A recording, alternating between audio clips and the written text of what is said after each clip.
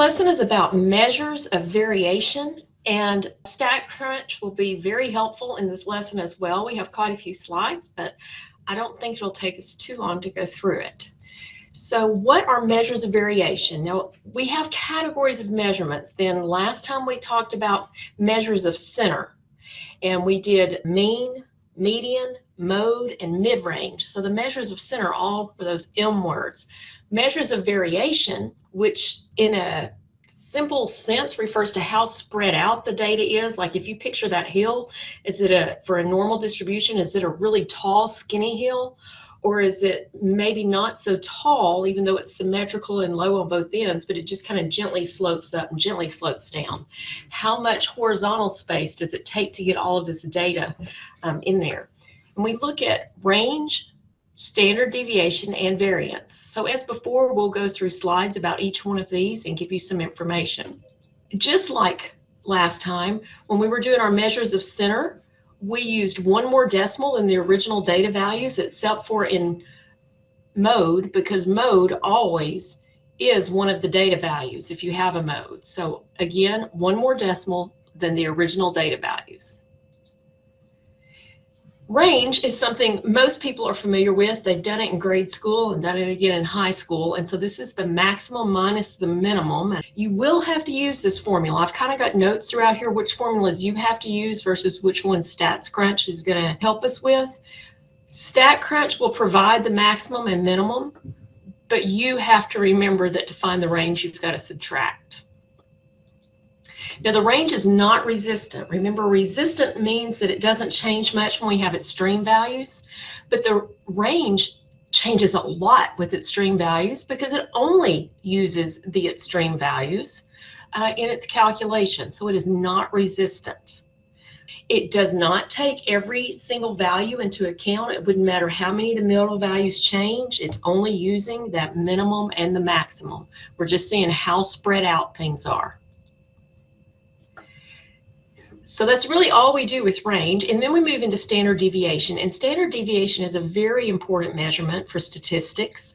It tells us how far a particular data value is from the mean.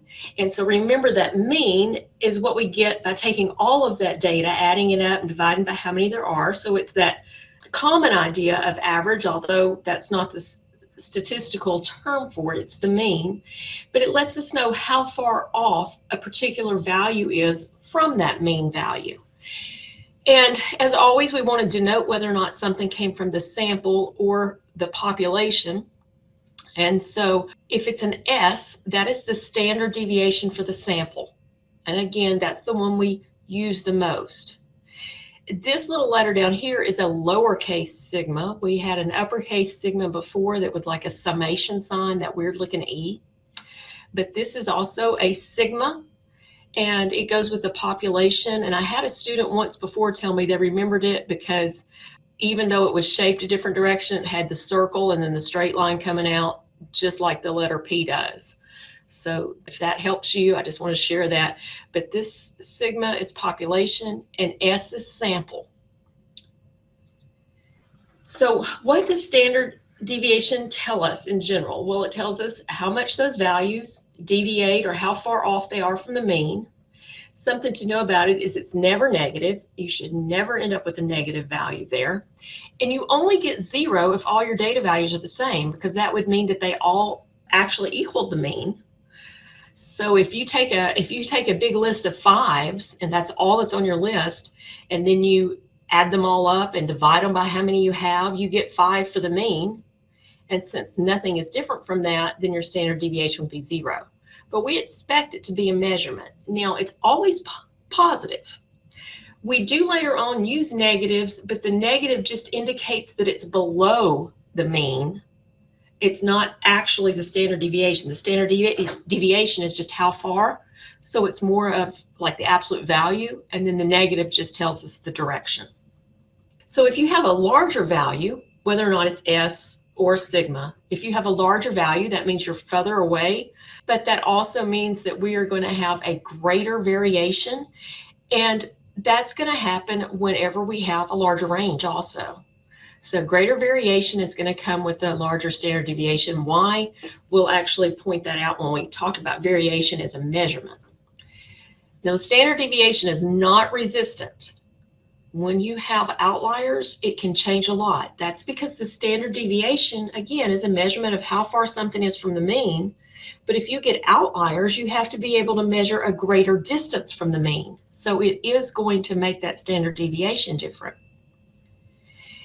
And as far as units go, whatever the original data is measured in, whether it's kilowatts or feet or millions of births, whatever it is that we're measuring in the first place, the standard deviation is that exact same measurement. So if we are measuring something in kilowatt hours, then the standard deviation is going to be in kilowatt hours. So if we end up saying the standard deviation is 2.4, that would mean the standard deviation is 2.4 kilowatt hours. At this point in time, as a statistics student, you're probably just trying to memorize some of this and it doesn't make a great deal of sense yet. That actually, I just don't want you to be discouraged. The understanding tends to follow the memorization. You have to memorize some of it before you can actually see it at work. So I just want to say I'm sympathetic to it, but don't get discouraged and don't give up. Okay, now S is considered a biased estimator of the parameter. So first of all, remember the parameters from the population, and sigma goes with the parameter.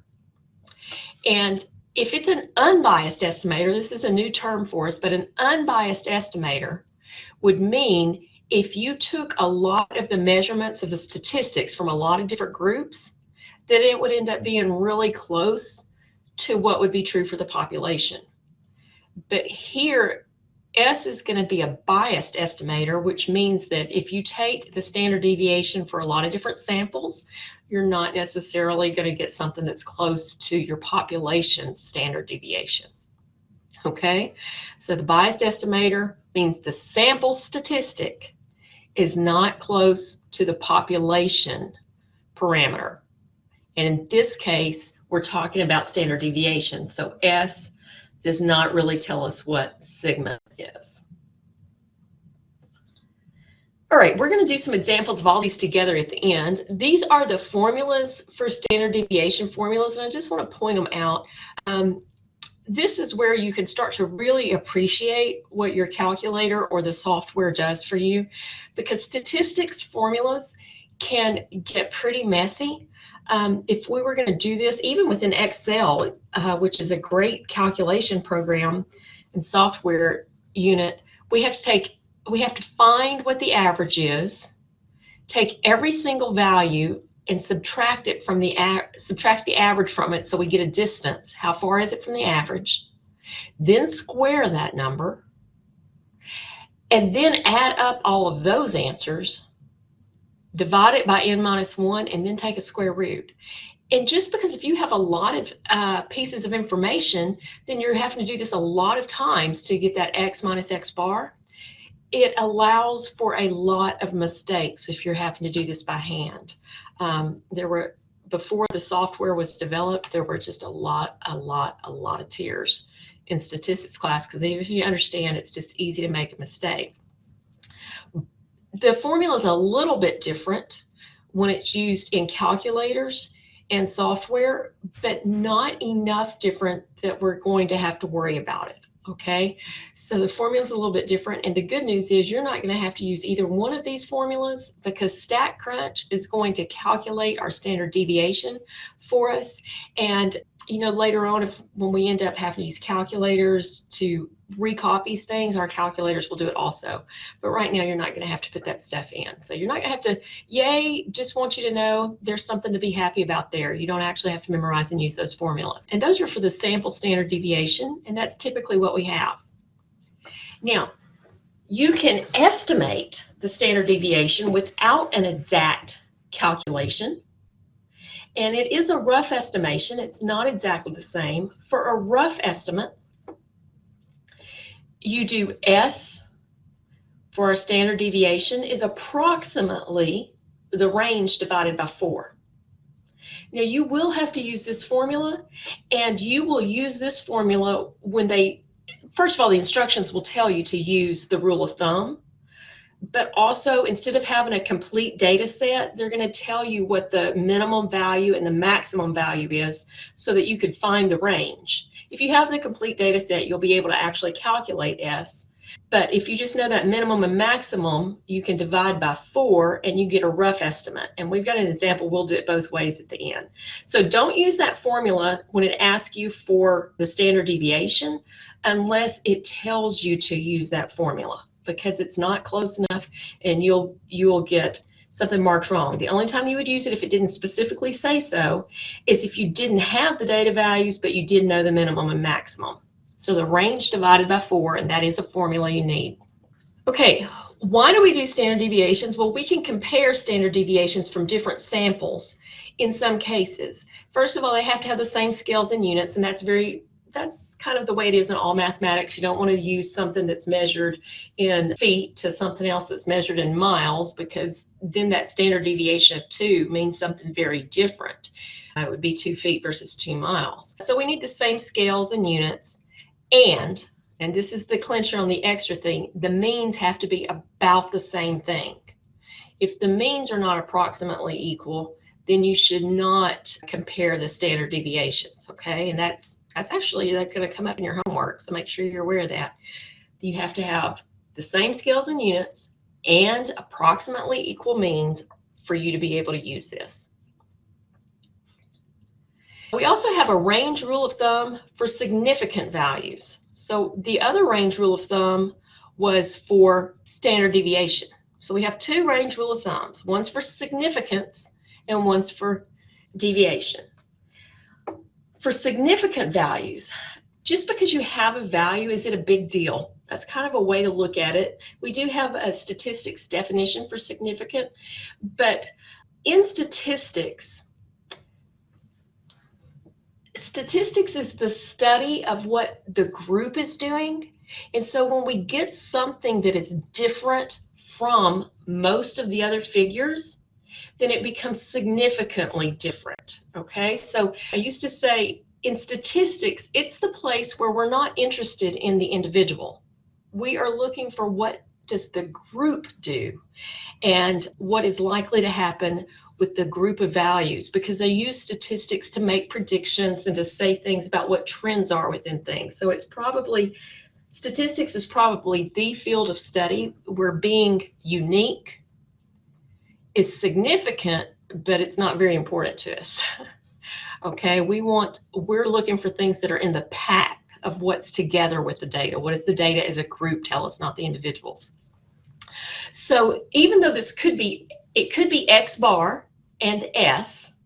So when I say mu here, I'm just referring to the mean, but it could be X bar if it were from a sample, and it also could be S if our standard deviation were from a sample. So here, what we're really looking at is the mean plus or minus 2 standard deviations. If you get more than 2 standard deviations away from the mean, you're really getting a little bit unusual, because 95% of data values lie within 2 standard deviations of the mean. So if you get more than that out there, you're in that outer edge 5%, and that's what we start to look at. So if you're within 2 standard deviations of the mean, it's just not quite significant. You're with that group, even if you're not quite at the average mean or mode or median, okay? This is the population standard deviation. It's actually very similar to the one for S, but instead of X minus X bar, we've got X minus the mu. Instead of dividing by lowercase m, we're dividing by an uppercase. So it just makes sense that they're going to trade out the symbols for those that deal with population.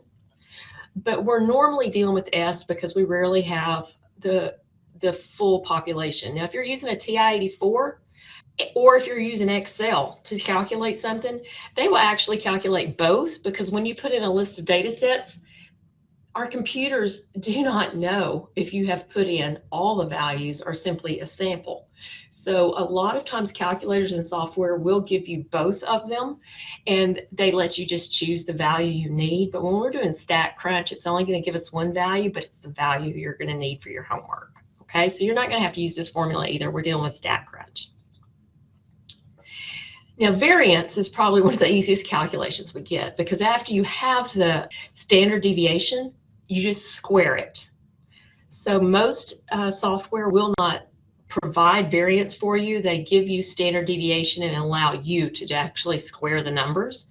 So again, if it's sample variance, we're using the sample standard deviation squared. Population variance is that standard deviation for the population squared. So we've got different symbols.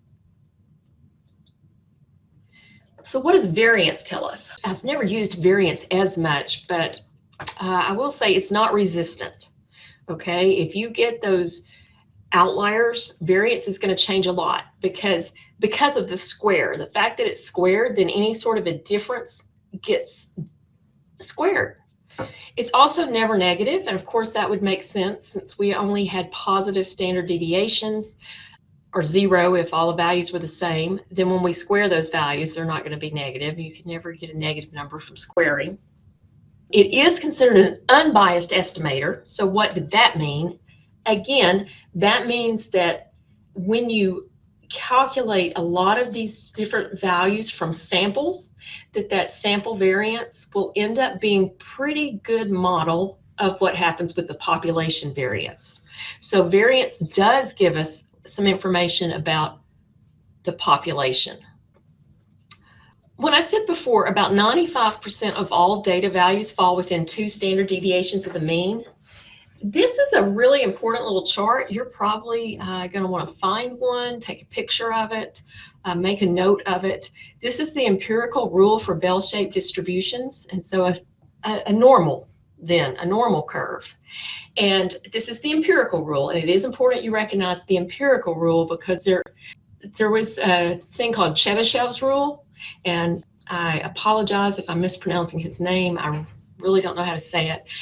Right now I can't remember what country he was from, but his was not just for the normal distribution, his was for any distribution, and we're not going to use it in this class. So you do need to know you're using the empirical rule instead of his. You might see his name come up on some homework multiple choice questions, but that's not the one you want to choose. We're not using those. And so really this 95 about, if you look in detail here, like we say about 68% falls within 1 standard deviation of the mean. Well, really, if you add up 1 standard deviation to each side, you're really at 68.26%. Well, 68.26%, we just say about 68. Same sort of thing, 68, 95, 99.7 rather. But what that means then is this, we start to separate that out. If we have 68% within 1 standard deviation, then we've got about 34 on each side, and so on, so that you can label how much is in each little group, okay? And 99.7 fall within 3 standard deviations of the mean. So, I mean, something to be out there beyond 3 standard deviations would be really unusual.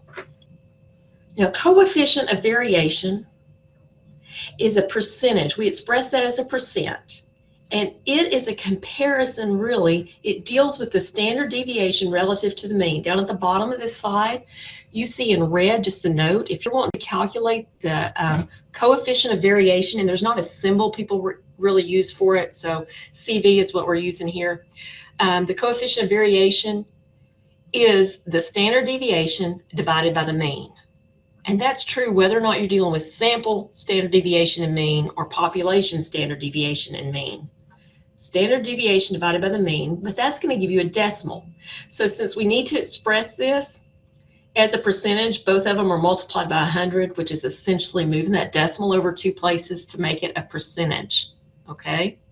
We round this one to 1 decimal. So that's a little bit different than some of our other things where we've just gone 1 more than whatever we had. Coefficient of variation. A percentage has already got really dealing with 2 decimals, so we're just going to go 1 more and have it to 3 decimals and then multiply by 100. So our final answer will be like maybe 26.2%. You're going to just have that point percent. And we can use this coefficient of variation to compare samples with different scales and different means. Remember, when we dealt with just standard deviation, we said you can only compare standard deviations if we have the same scale and approximately the same mean.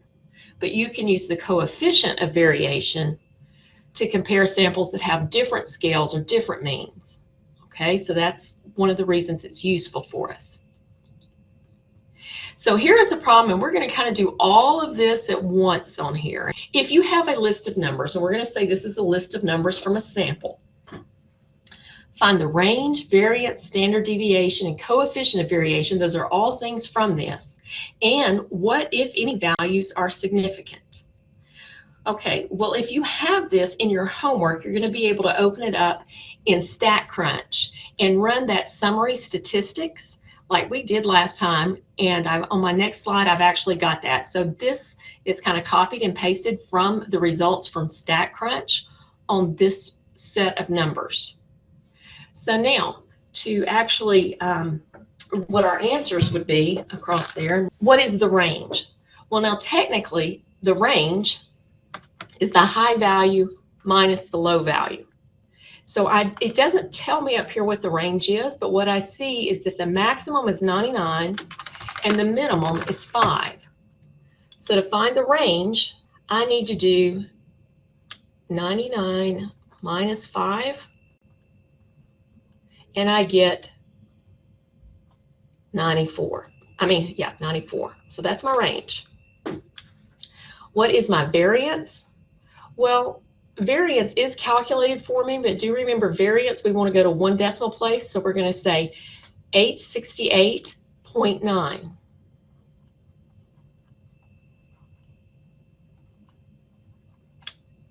Now, StatCrunch calculated the variance, and I did mention earlier that a lot of things don't, because a lot of times what they do is since variance is the standard deviation squared, you would take this number, if you're using a TI-84, you just take this number and square it, and it would give you the variance. So that one's not hard. But standard deviation is also calculated for us, and we need to go to one decimal place.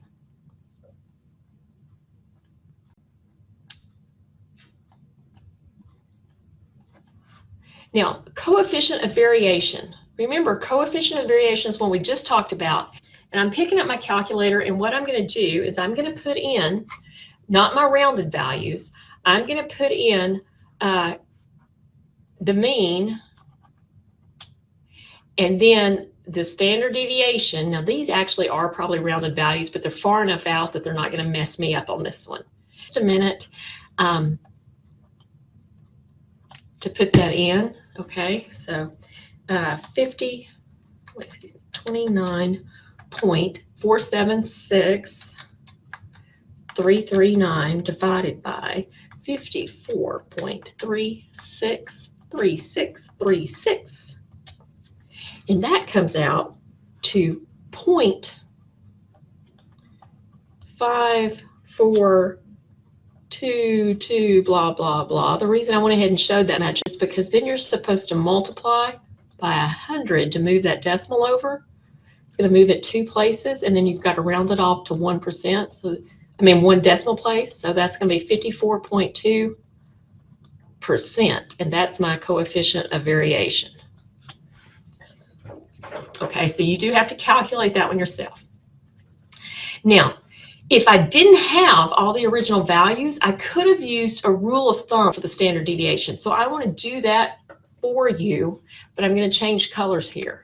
This is the exact standard deviation, but if I had to do it from the rule of thumb,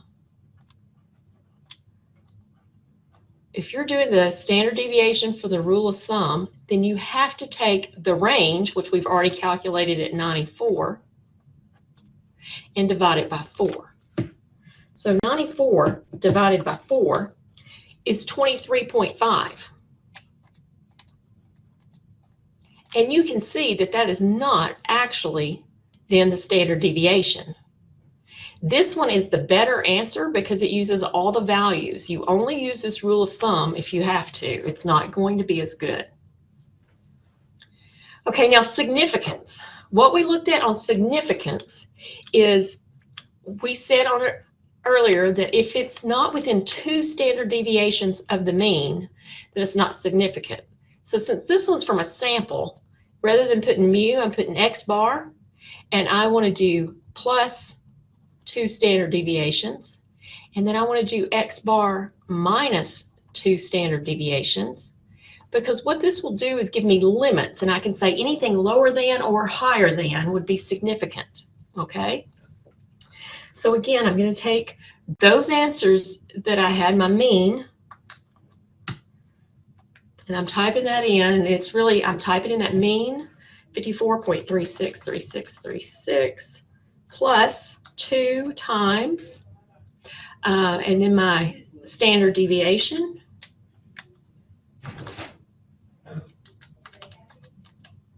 and I get for this one, it's approximately, because I am rounding it off, so rather than equals, I'm going to take it to 1 decimal place. It says 113.3. So you could check that out yourself. Now to do the same thing, only with the minus in there, I get negative .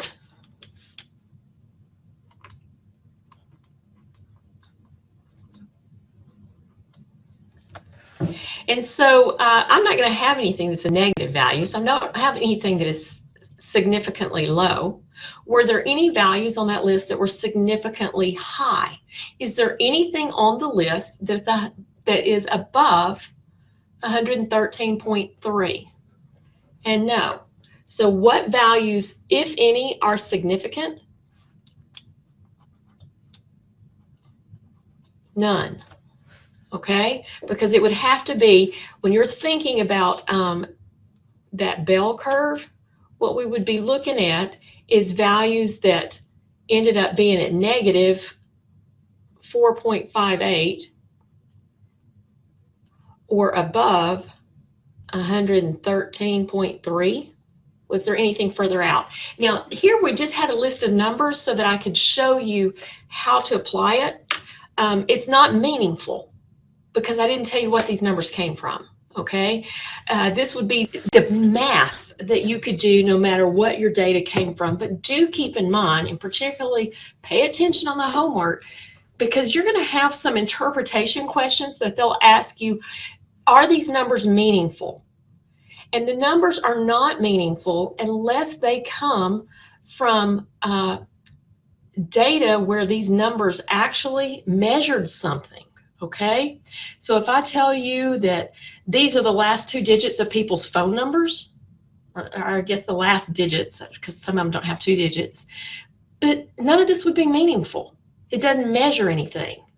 If these are, you know, the jersey numbers in the football game, it's meaningless. You can do the math, but it doesn't mean anything.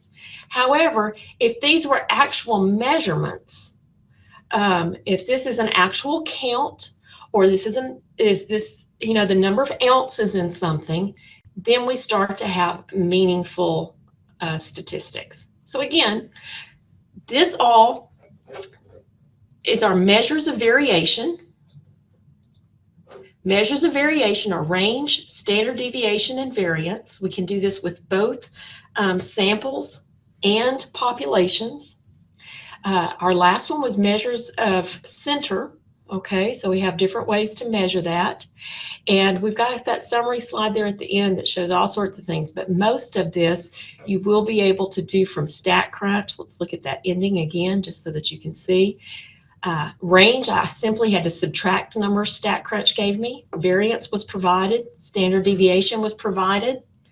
If you don't have all the numbers and you can't use StatCrunch, your instructions may tell you to find rule of thumb, which is range divided by 4. Coefficient of variation, you have to calculate. You take standard deviation divided by the mean times 100 so that you have a percentage. And then for determining significant values, and this again was a significant rule of thumb, the rule of thumb for significant values is you kind of draw a line, the border, at the mean minus 2 standard deviations, and the mean plus 2 standard deviations, and anything further out than that is considered significant on our rule of thumb. All right, that finishes up today's lesson, and get in touch with me if you need any help. Thanks.